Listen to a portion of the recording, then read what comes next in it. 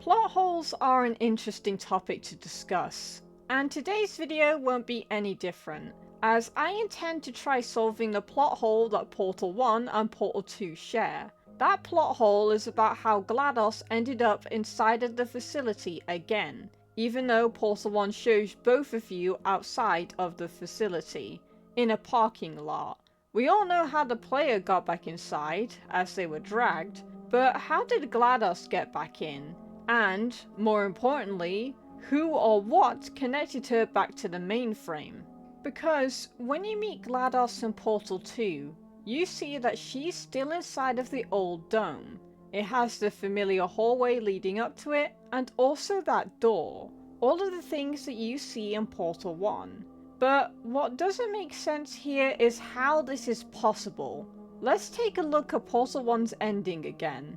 As you can see, GLADOS is sent flying upwards, bringing everything along with her.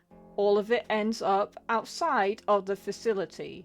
So how the hell did it end up inside again?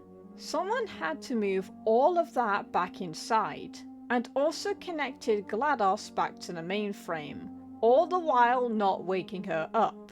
I don't know about you guys, but that seems a bit extreme to me. Who would do all of this effort, and why would they do it? It's not like it would benefit them in any way. They're not getting anything out of it. That's if we're assuming it was a human that did this. It could have been a machine. In fact, there's a possibility that it could be the same machine that dragged you back inside, the party submission machine. However, there is a bit of a problem with this theory, and that is the fact we do not know what the machine looks like. We don't know how big it is, how strong it is, anything like that. Also, the games don't imply that it was the machine who did the deed to begin with, but we cannot deny that possibility, even if it is an unlikely one. So, what else could have moved GLADOS back inside then? It could have been the nanobots or some other technology. After all, the facility can function in a low power state, so maybe GLADOS was brought back slowly. But if that was the case, why not fix her? Why leave her in that ruined state? So again, we have a bit of a problem with this idea as well, as all of them have a flaw that neither game can explain. And don't you dare bring up comics to explain this. We're doing it without them.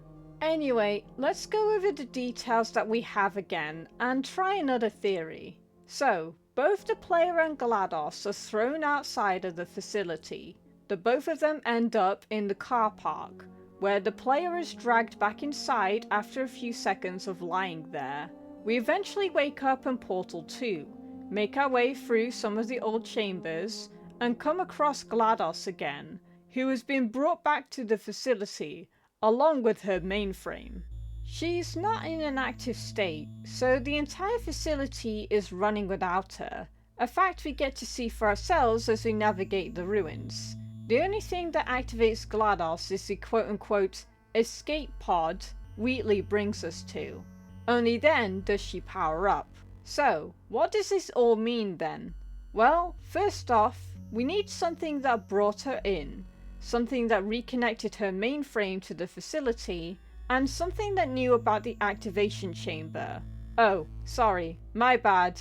I mean, escape pod.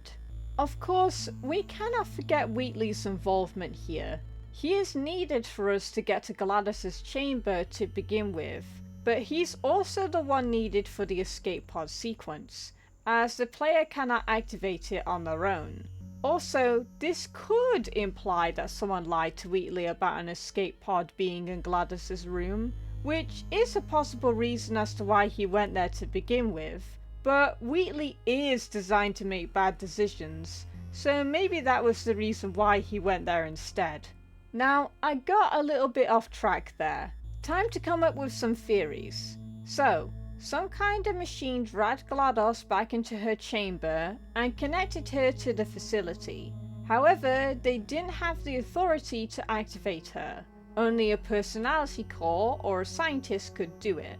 At the time, Wheatley was the most stable core, so he was called in to solve the problem. However, he encountered some problems along the way, some of which may have been self-inflicted, and decided to find a human to help him.